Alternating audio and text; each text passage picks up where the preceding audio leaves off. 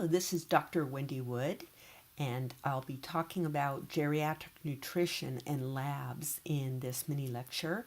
And again, I would like to acknowledge Kathy Lesnick. Dr. Lesnick has contributed significantly to this lecture. Dr. Lesnick does a lot of work in wound care, and as we know, nutrition is very important in that realm and labs as well. Whatever condition the patient is dealing with, we do know if that patient is not nourished enough, they're not going to have a good recovery. So it's an excellent quote. Undernourished individuals cannot respond well to any form of rehabilitation. So we want to look at nutrition carefully, and we consider it as a vital sign. In planning our treatment and looking at the prognosis for the patient, we do want to consider nutrition, but we have to realize that we cannot prescribe medications. Supplements are considered medications as well. When we need to, we should refer out to a dietitian.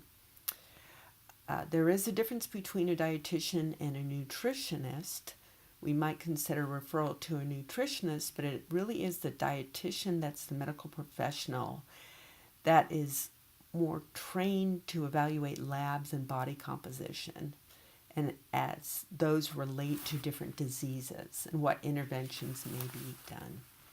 So in terms of the older adult, one of the problems is that their caloric intake is less, about 400 calories less. So there are two problems with the younger, older adults.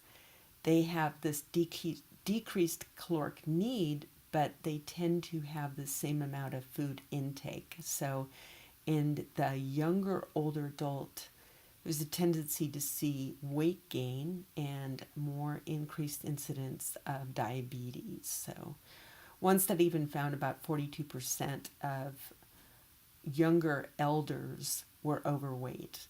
With the older elders, we see decreased appetite, which leads to decreased food intake and weight loss. Why is there weight loss in this group? Well, we see endocrine changes, which cause a decrease in hunger, loss of lean muscle mass, so that can lead to reduced metabolic rate, and a lessened appetite. There are changes in taste and smell, which affect appetite, and zinc deficiency, which can cause loss of appetite. Some red flags, we talked a little bit about this in terms of frailty. Weight loss greater than 5% or more in 1 month, 10% or greater loss in 6 months, or a BMI less than 20. So you really want to pay attention to BMI. In your evaluation, you should be checking for height and weight and doing periodic rechecks. And that would be actually measuring height and weight and not just asking the patient. Comparing that to the BMI chart and then reviewing labs if needed, and then doing a nutrition screen if it's appropriate. That could include asking the patient, are they getting enough calories? Do they have protein? What is their regular diet? Are they eating fruits and vegetables? Some red flags, and you have a Excel spreadsheet with this attached, so you don't need to memorize these. But serum albumin, lymphocytes, BUN, potassium, these are all things that we want to look at. Dehydration is a very common problem in the elderly, which can lead to morbidity and mortality. Hospitalizations, there is a high percentage of hospitalizations due to dehydration in the elderly population.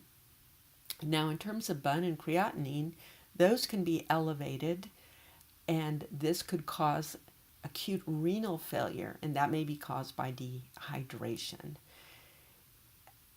And we see hemoglobin and hematocrit levels can be elevated because there's less volume. Potassium could be low, albumin could be elevated. How do we know if someone's dehydrated? Well, there's some clear-cut signs. There's a nice test here, the Turgor test. You're going to just kind of pinch the person's skin lightly, and if you get this area where the skin doesn't come down, you get kind of a tenting. That is a clear sign. other signs and symptoms here. There's a whole list: dry lips, sunken eyes, increased body temperature, decreased urine output, whole list here. So labs to look at, we mentioned already, bun and creatinine levels could be elevated due to dehydration, the hemoglobin and hematocrit, potassium, and the albumin. We already talked about that. So we use labs for screening, diagnosis, monitoring. Common labs to check CBC, hemoglobin, hematocrit, white blood cells, platelets. You'll see all of this in your attached Excel spreadsheet. With each of these, you're going to get the ranges.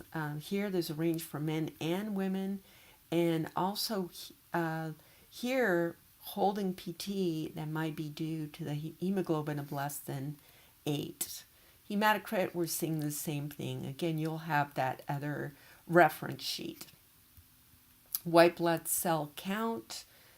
There could be an indication if it's increased. It could be an infection. So decreases also can be due to infections. It may not be necessary to hold PT unless the person does have an infection. White blood cell differential, those can be important. And again, hopefully you're on board with nursing and the physicians to find out any concerns here. Platelet counts, here's a nice guide in terms of activity level that would be allowable. And more and more PTs are seeing patients that go through such things as bone marrow transplant. Clotting studies, very important in terms of anyone having a blood disorder. We want to be careful in terms of physical therapy, risk of bleeding. Electrolytes too, that can affect the person's function. So again, briefly with sodium, you can see particular decreases causing problems as well as increases. Contraindications are less than 120 or over 155. Potassium, again, we're getting the ranges here when we would hold. So all of this is in your other chart.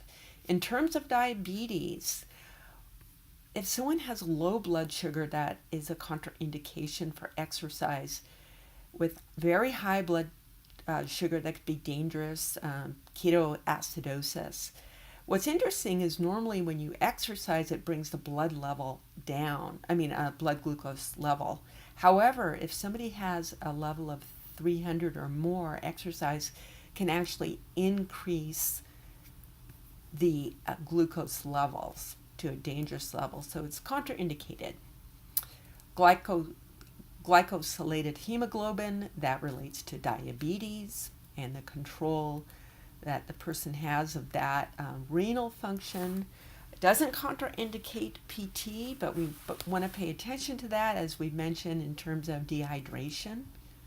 And serum albumin is very important for a number of things, wound care being one of them. And again, you could see that increase if there's dehydration. Okay, so this is just a summary of some important labs and nutritional things that are important. Our next lecture is going to be on pharmacology, so I will be coming back for that soon. Thank you very much.